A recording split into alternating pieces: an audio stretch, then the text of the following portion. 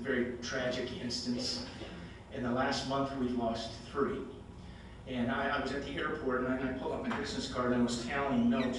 And it's interesting how much bad news you can get on a little card. Since 2000, we've lost 17 law enforcement officers in the valley. When I say Phoenix and the surrounding valley, 8 of those have been Phoenix officers. They've been my guys. Nick Erfley, who I just spoke of, nationally, he's the 135th officer this year. I think your guys would have been 134, 133, and 132. Fatalities are up 40% nationally for police officers. In our office, we have a wall. It's full of pictures of dead cops. And the earliest picture from Phoenix officers goes back to 1925. Since 1925, we've had 37 die. Since I've been on the department in 1987, we've had 20. Like I said, we've had 3 in the last month. Once again, I can't empathize with you enough and sympathize with you. I'm sorry for your loss. I understand it. You know, to succeed professionally in this dangerous job, I think it's important to understand criminal law and civil law and traffic law. I mean, we do enforce the law. It probably makes sense to know the law, whether it's a city ordinance or a county ordinance or provision. To succeed professionally in law enforcement, it's important to know the law. And we certainly have a unique job, not to demean other professions, but when a plumber goes to work, he doesn't have to grasp the reality, the clear and obvious risk and reality that I might not come home at the end of the shift. I love plumbers, but they ain't policemen. I love real estate people, I love bankers, I love them, but we certainly have a unique risk and reality that we face when we open the door and go to work.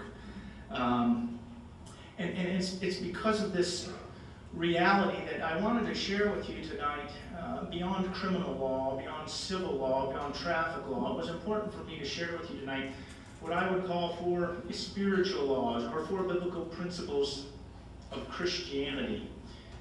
Because we have such a high-risk profession, I think it's important to understand, and at least for a moment in time, contemplate that spiritual, personal dimension in our lives. And my task here tonight is to get you to consider and to weigh these 4 spiritual laws, or these 4 basic principles of Christianity. They've made all the difference in my life. And I've had the privilege of traveling around the world and sharing these principles with thousands, literally thousands of police officers who take the risk, just like you and I do. You know, the first law, that first biblical principle, is a good law. It says God loves us. God loves you, and He wants you to live forever. I think many of us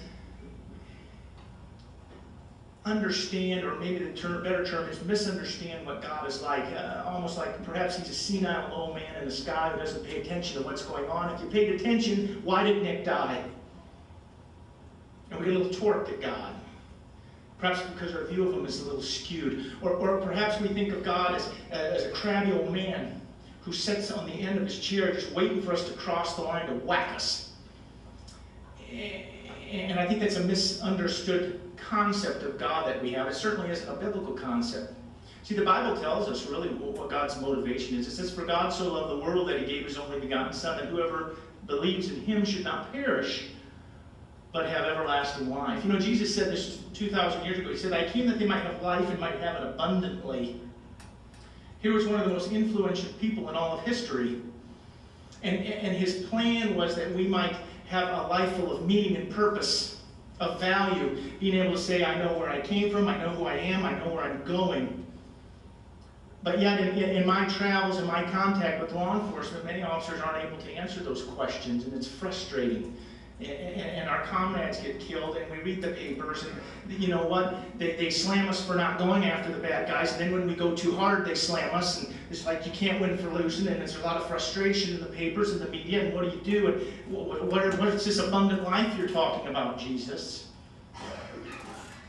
Why are things like that? And I think we're frustrated with life, and life isn't turning out the way it's supposed to because of the second spiritual law.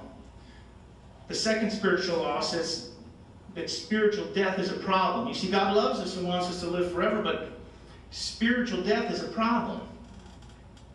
You know, I remember walking the projects at night years and years ago, and to the sound of shots being fired in the background, I used to memorize Greek and Hebrew.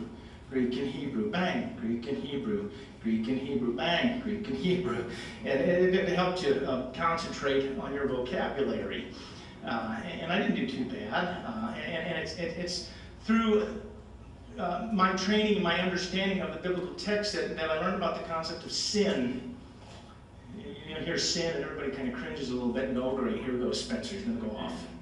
And really sin is quite a simple word and concept. Sin is a Greek archery term. It was a Greek archery term, and they would put a target down the way, and they would have a target with circles in it, and they'd shoot at the target, and in the middle was the bullseye or the mark, and if the arrow were to hit here, they would say you missed the mark by 1, 2, 3 sins.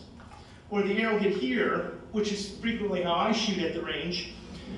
You missed the mark or the bullseye. Hey, I still qualify, so just back off.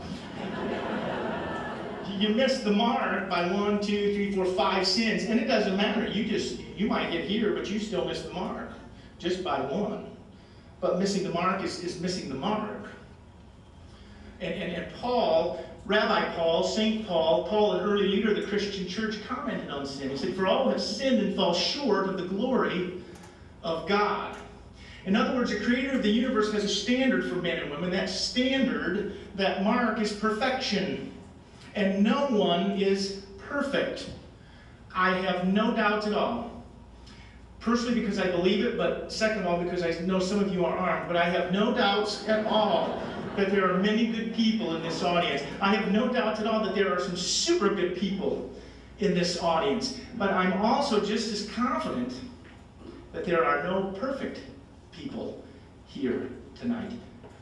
And whether it be a little bitty lie or molesting a 6-year-old, missing the mark is missing the mark. Whether it be an armed robbery or a little impatience with a guy who doesn't know how to make a left turn at an intersection, missing the mark is missing the mark.